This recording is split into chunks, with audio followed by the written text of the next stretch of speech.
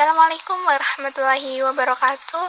Pada pertemuan kali ini, saya Hestrinda Arini beserta Ika Wulandari dan Febi Ananda Putri akan mempresentasikan tugas teosofi yang berjudul Sejarah Munculnya Kaum Jabariyah dan Khomariyah.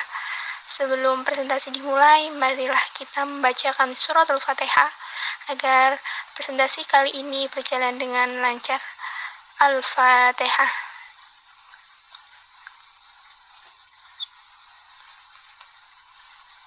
Amin amin ya rabbal alamin.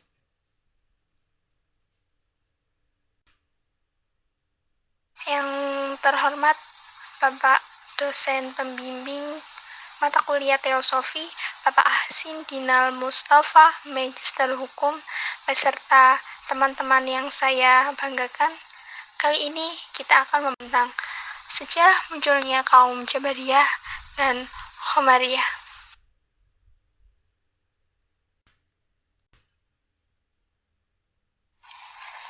Latar belakang munculnya aliran sesat dan klaim adanya Nabi setelah Nabi Muhammad SAW merupakan persoalan yang tidak bisa dianggap angin lalu, apalagi keberadaannya itu cenderung mengganggu ketentraman umat beragama. Sudah pasti aliran dan ajaran-ajarannya jauh dari nilai kebenaran. Jika tidak sesat, pasti menyimpang. Kita dapat melihat pemerintah dan umat Islam akan segera bertindak untuk mengamankan dan meminta pertanggungjawaban. Memang sudah jadi tugas pemerintah untuk menciptakan suasana yang aman, tentram, dan damai bagi rakyatnya, termasuk menghentikan aktivitas mereka. Harus diakui bahwa persoalan keyakinan seorang manusia bersifat individu. Namun, hal yang bersifat pribadi pun bisa menjadi masalah ketika individu tersebut mengajak orang lain bergabung dengan cara yang tidak wajar dan bersifat menodai agama. Apalagi dengan menyebutkan dirinya sebagai Nabi Allah terakhir, jelas membuat marah umat Islam. Umat Islam seharusnya mengenal aliran yang masih berada dalam jalur yang benar dan yang menyimpang. Mempelajari teologi akan memberi seseorang keyakinan yang mendasar dan tidak mudah dikoyahkan. Munculnya perbedaan antara umat Islam. Perbedaan yang pertama muncul dalam Islam bukanlah masalah teologi, melainkan di bidang politik. Akan tetapi perselisihan politik ini seiring dengan berjalannya waktu meningkat menjadi persoalan teologi. Makalah ini akan mencoba menjelaskan aliran Jabariyah dan Qadariyah. Dalam makalah ini penulis hanya menjelaskan secara singkat dan umum tentang aliran Jabariyah dan Qadariyah. Mencakup di dalamnya adalah sejarah latar belakang lahirnya sebuah aliran, tokoh-tokoh yang berperan, dan doktrin atau ajaran-ajarannya secara umum.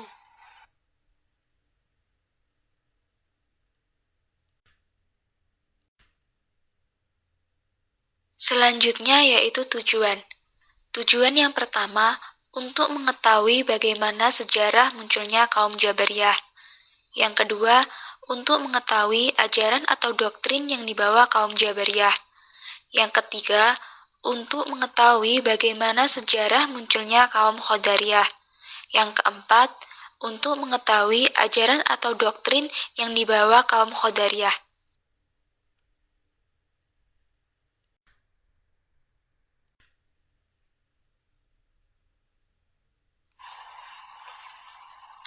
Sejarah munculnya kaum Jabariyah.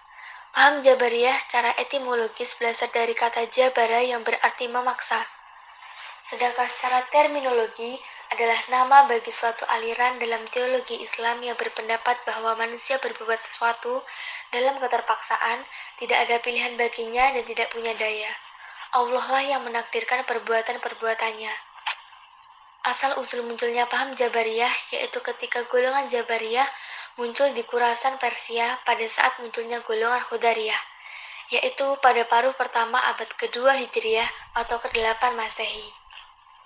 Paham Jabariyah berkembang pesat dalam kekuasaan Daulat Umayyah 661 sampai 750 Masehi.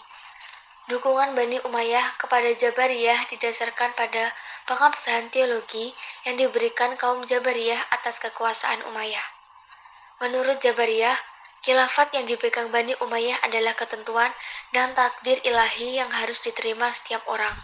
Meskipun diketahui bahwa kursi kekhalifahan itu dipegang oleh Bani Umayyah melalui tipu daya yang sangat licik terhadap Ali bin Abi Thalib. Namun, bagi Jabariyah itu sudah merupakan ketentuan Allah dan setiap muslim tidak kuasa menghindarinya. Selanjutnya, Jabariyah juga memberikan legitimasi atas sistem pergantian kekuasaan yang dilakukan Bani Umayyah secara turun-temurun atau monarki. Paham Jabariyah yang dibawakan oleh Al-Ja'ad Al-Jam ini berpendirian bahwa manusia sama sekali tidak punya daya dalam perbuatannya. Secara lebih terperinci, Al-Ja'ad Al-Jam mengatakan bahwa manusia berbuat sesuatu adalah dalam keterpaksaan atau majbur, tidak punya pilihan dan tidak punya daya. Bagaikan bulu yang terkantung-kantung di udara, bergerak atau diam tergantung pada angin. Allah lah yang telah menentukan perbuatan-perbuatannya manusia sejak azali. Menurut paham Jabariyah, ini manusia tidak punya peran apa-apa dalam mewujudkan perbuatannya. Manusia tidak punya daya, tidak punya kehendak, dan tidak punya pilihan dalam perbuatannya. Ia berbuat sesuatu dalam keterpaksaan atau majbur. Tuhanlah yang menciptakan perbuatan-perbuatan manusia, sebagaimana Tuhan menciptakan berbagai macam benda yang tak bernyawa. Perbuatan manusia dinisbatkan kepada hanya kiasan atau majas, sebagai mana terjadi pada benda-benda tak bernyawa lainnya, sebagai ungkapan-ungkapan pohon berbuah, air mengalir, batu bergerak, matahari terbit dan terbenam, langit mendung dan menurunkan hujan, bumi memunculkan tumbuhan-tumbuhan, dan lain sebagainya. Pahala dan siksaan diterima oleh manusia secara paksa, demikian pula taklif. Berdasarkan uraian, berarti menurut paham Jabariyah, perbuatan manusia itu pada hakikatnya adalah perbuatan Tuhan. Paham itu kemudian dikenal dengan istilah fatalisme atau predestination.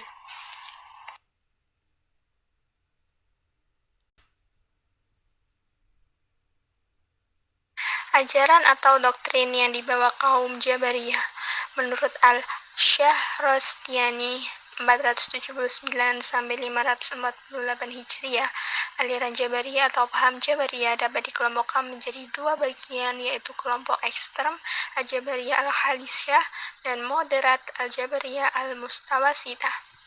Kelompok ekstrem Al-Jabariyah Al-Halisyah. 1. Ja'ad bin Dirham. Ja'ad bin Dirham adalah guru dari Jam bin Safwan yang kepadanya dinisbahkan kelompok Jahmiyah. Akhir hayat Ja'ad bin Dirham mati dibunuh, konon ia disembelih langsung oleh Khalid bin Abdullah al-Ghusri, gubernur Irak pada masa pemerintahan Bani Umayyah pada saat hari raya Idul Adha. Konon selesai sholat Idul Adha, Al-Ghusri berkhutbah di hadapan kaum muslimin seraya mengatakan, "Wahai sekalian manusia, pulanglah kalian, lalu sembelihlah binatang kurban. Semoga Allah menerima ibadah kurban kami dan kalian. Saya akan menyembelih Ja'ad bin Dirham, karena dia mengatakan bahwa Allah tidak mengambil Nabi Ibrahim sebagai khalil dan tidak berbicara kepada Nabi Musa.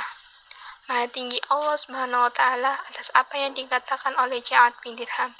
Lalu beliau turun dan menyembelih Ja'ad bin Dirham. Ajaran atau doktrin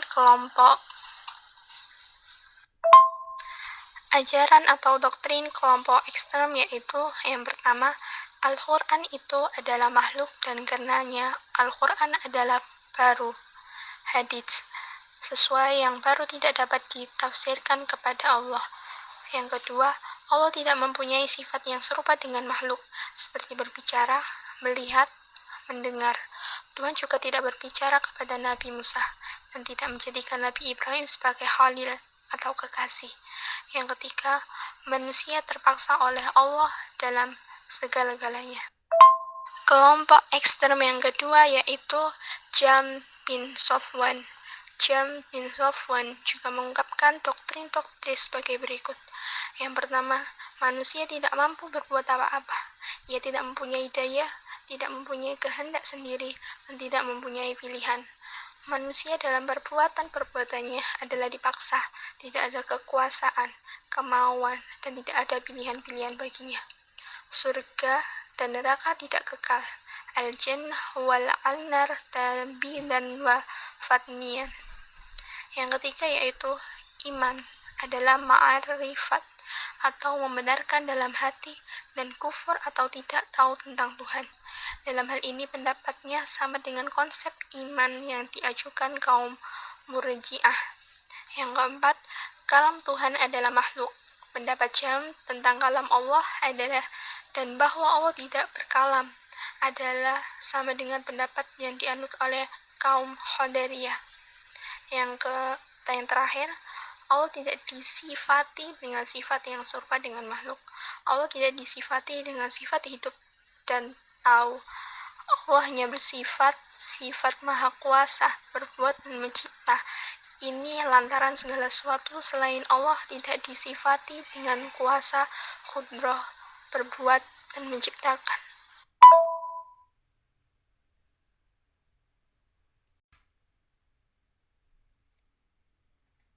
Selanjutnya yaitu kelompok moderat atau Al-Jabariyah Al-Mutawasitah. Tokoh-tokoh kelompok moderat yang pertama An-Najjar. Nama lengkapnya Al-Husain bin Muhammad Al-Najjar. Di antara pendapat-pendapatnya adalah bahwa Tuhan menciptakan segala perbuatan manusia, baik perbuatan jahat maupun perbuatan baik. Hanya saja manusia mempunyai bagian atau peran dalam mewujudkan perbuatan-perbuatan itu. Tenaga yang diciptakan dalam diri manusia mempunyai efek untuk mewujudkan perbuatan-perbuatan tersebut. Itulah yang disebut dengan kas atau acquisition dalam teori Al-Asy'ari.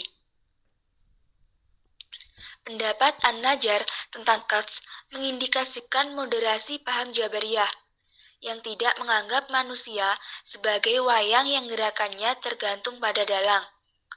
Bagi An-Najjar, tenaga yang diciptakan Tuhan dalam diri manusia mempunyai efek untuk mewujudkan perbuatan-perbuatannya tersebut. Dalam kaitan ini, mungkin dapat diduga bahwa pandangan Al-Asy'ari tentang kas sebagai diilhami oleh paham An-Najjar, sehingga tidak berlebihan apabila ada yang mengatakan bahwa paham Al-Asy'ari sebagai lebih condong kepada Jabariyah.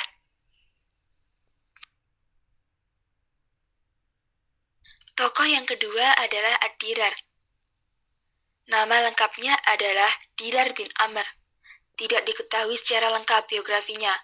Imam Al-Syahrastani memasukkan Dirar bin Amr sebagai kelompok Jabariyah moderat. Karena Dirar dan juga An-Najjar memiliki paham moderat yang menengahi paham Qadariyah yang dibawa oleh Ma'bad Al-Juhani dan Ghailan dismiqi dengan paham Jabariyah yang dibawa oleh Jam bin Safwan. Pendapat Dirar tentang perbuatan manusia adalah sama dengan An-Najjar, yakni bahwa manusia tidak hanya merupakan wayang yang digerakkan dalang. Manusia mempunyai bagian dalam perwujudan perbuatannya dan tidak semata-mata dipaksa dalam melakukan perbuatannya. Menurut Dirar, suatu perbuatan dapat ditimbulkan oleh dua pelaku secara bersamaan, yakni perbuatan-perbuatan yang diciptakan Tuhan dan perbuatan yang diusahakan atau iktasaba atau akhirat oleh manusia. Dengan kata lain, Tuhan dan manusia bekerja sama dalam mewujudkan perbuatan-perbuatan manusia.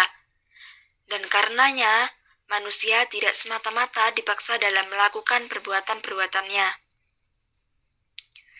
Mengenai paham tentang melihat Allah di akhirat, ia mengatakan bahwa Tuhan dapat dilihat di akhirat melalui indera keenam, atau asbata hasah sadisah lil insan ya robihal al-bari ta'ala yaumal sawab fil al-jannah. Ia juga berpendapat bahwa hujjah yang dapat diterima setelah Nabi adalah ijma' saja, sedangkan apa yang bersumber dari hadis ahad dipandang tidak dapat dijadikan sumber dalam menetapkan hukum.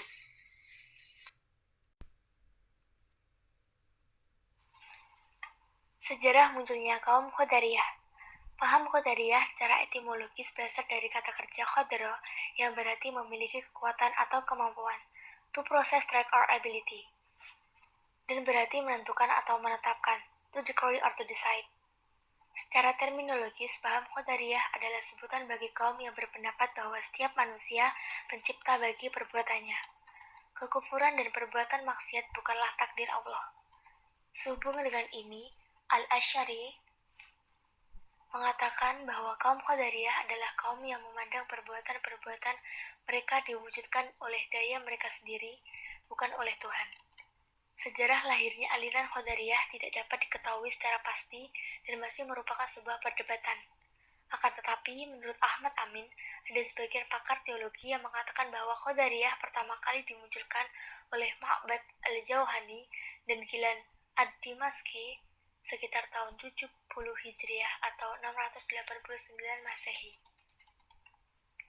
Ibnu Natabah menjelaskan dalam kitabnya, sebagaimana yang dikemukakan oleh Ahmad Amin, aliran Qadariyah pertama kali dimunculkan oleh orang Irak yang pada mulanya beragama Kristen, kemudian masuk Islam dan kembali lagi ke agama Kristen.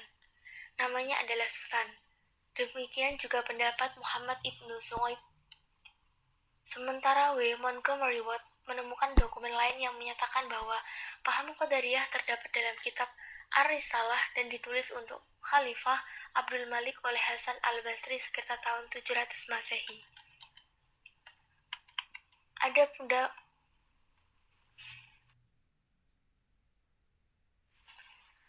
pula pendapat lain yang mengatakan bahwa Qadariyah mula-mula ditimbulkan pertama kali sekitar tahun 70 Hijriah atau 689 Masehi, dipimpin oleh seorang bernama Mahbad al-Juhani dan Ja'ad bin Dirham.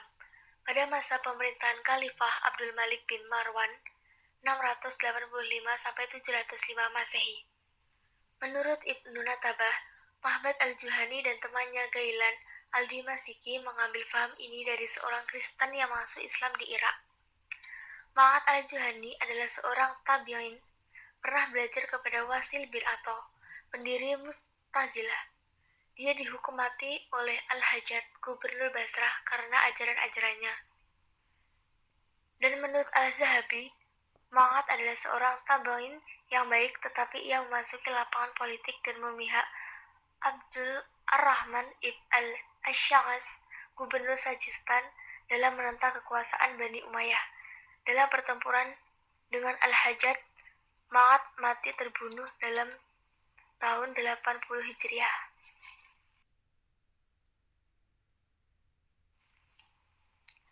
Sedangkan Gailan al-Dimashqi adalah penduduk kota Damaskus. Ayahnya seorang yang pernah bekerja pada Khalifah Utsman bin Affan. Ia datang ke Damaskus pada masa pemerintahan Khalifah Hisam bin Abdul Malik 105 sampai 125 Hijriah. Gailan juga dihukum mati karena faham-fahamnya. Gailan sendiri menyiarkan faham Qadariyahnya di Damaskus, tetapi mendapat tantangan dari Khalifah Umar bin Abs al-Aziz. Menurut Gailan, manusia berkuasa atas perbuatan-perbuatannya. Manusia sendirilah yang melakukan perbuatan-perbuatan baik atas kehendak dan kekuasaannya sendiri, dan manusia sendiri pula yang melakukan atau menjauhi perbuatan-perbuatan jahat atas kemauan dan dayanya sendiri. Dalam paham ini, manusia merdeka dalam tingkah lakunya. Menurut paham ini, manusia mempunyai kehendak atau iradah dan bebas memilih apa yang hendak diperbuatnya. Mereka juga mempunyai daya atau khuradah atau istihah untuk mewujudkan perbuatannya. Oleh karena itu, perbuatan manusia pada hakikatnya adalah perbuatan manusia itu sendiri, bukan perbuatan Tuhan. Paham demikian dikenal dengan istilah free will and free acts.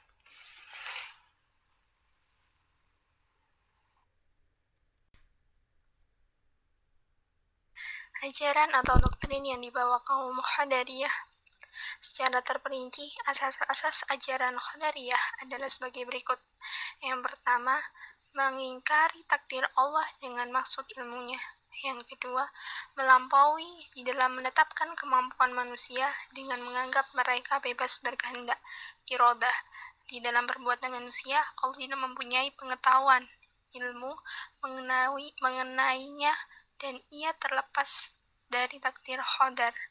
Mereka menganggap bahwa Allah tidak mempunyai pengetahuan mengenai sesuatu, kecuali selepas ia terjadi. Yang ketiga, yaitu mereka berpendapat bahwa Allah tidak bersifat dengan suatu sifat yang ada pada makhluknya, karena ini akan membawa kepada penyerupaan tasbih. Oleh itu, mereka menafsirkan sifat-sifat ma'ani dari Allah Ta'ala.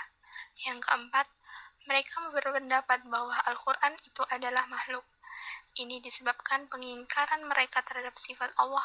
Mengenai Allah wajib menurut akal, dan iman itu ialah mengenal Allah. Yang kelima, mereka mengingkari melihat Allah ruqyah, karena ini akan membawa kepada penyerupaan tasbih. Yang keenam, mereka mengemukakan pendapat tentang surga dan neraka akan musnah, fana, selepas ahli surga mengecap nikmat dan ahli neraka menerima azab siksa.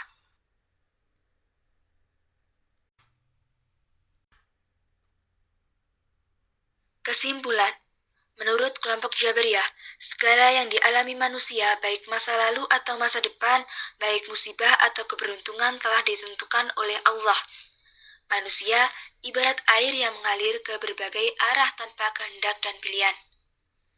Aliran Jabariyah terdiri dari dua kelompok. Yang pertama, Jabariyah murni atau ekstrim, yaitu kelompok yang meniadakan kemampuan dan kehendak hamba. Bagi mereka, membunuh, berzina, dan menyembah berhala sama nilainya dengan hembusan nafas dan detakan jantung, yaitu sama-sama manusia tidak akan mendapat dosa atasnya, karena terjadi tanpa ada kehendak dan kemampuan manusia.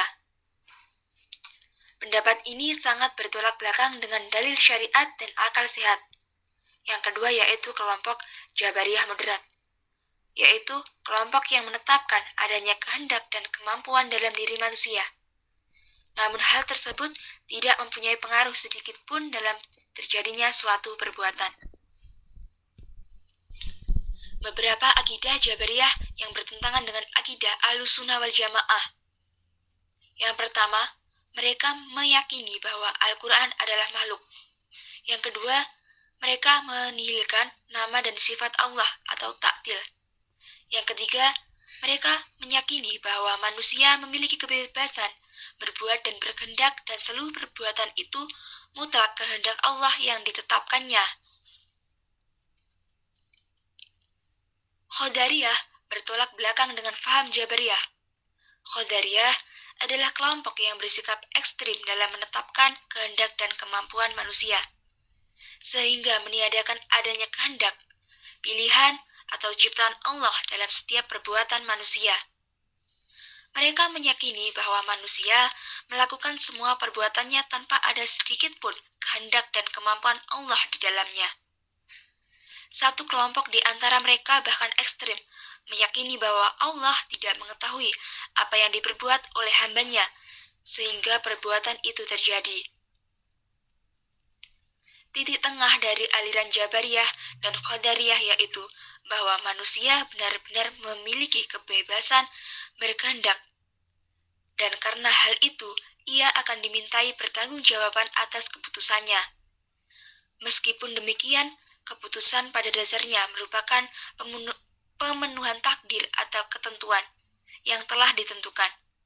Dengan kata lain, kebebasan berkehendak manusia tidak dapat tercapai tanpa campur tangan Allah Subhanahu wa Ta'ala. Seperti seseorang yang ingin membuat meja, kursi, atau jendela tidak akan tercapai tanpa adanya kayu, sementara kayu tersebut yang membuat adalah Allah Subhanahu wa Ta'ala.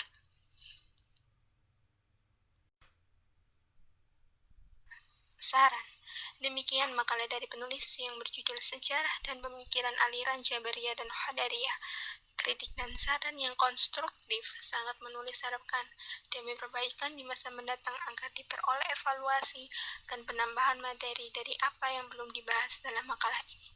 Sebagai penutup dalam makalah ini, kedua aliran baik Qadariyah ataupun Jabariyah nampaknya memperlihatkan paham yang saling bertentangan, sekalipun mereka sama-sama berpegang pada Al-Quran.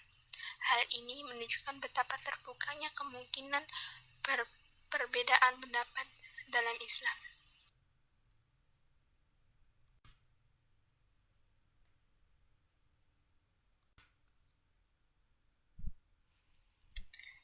Itulah presentasi dari kami, kelompok 4, mengenai sejarah munculnya kaum Jabariyah dan Qadariyah. Untuk sesi selanjutnya adalah sesi tanya jawab. Pada sesi ini, kami menampung 5 pertanyaan. Bagi yang ingin bertanya, kami persilahkan.